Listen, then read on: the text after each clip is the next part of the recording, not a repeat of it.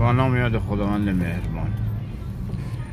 امروز چهارشنبه 26/10/1403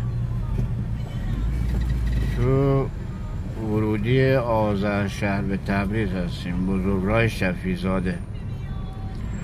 متاسفانه همینجوری که مشاهده میکنین 2-3 لاینه که وسطشون بلوار گذاشتن. نمیدونم والا این شهرداری یا این راهسازی یا این استانداری پیش خودش چی فکر میکنه. این همه مسیر رو اومده پرت در آورده از جاده.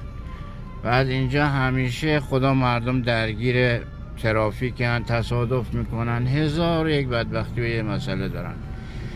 از سردرود میتونه مسیر بزنه برای خود آذرشهر، برای خود تبریز بزرگراه کسایی.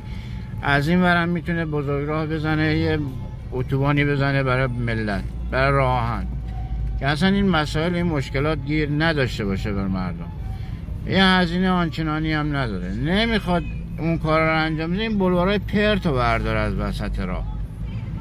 همیشه خدا مردم اینجا درگیرن، همیشه خدا اینجا تو 3 کیلومتر یا 4 کیلومتر حداقل 20 دقیقه وقتت علاف میشه، تلف میشه.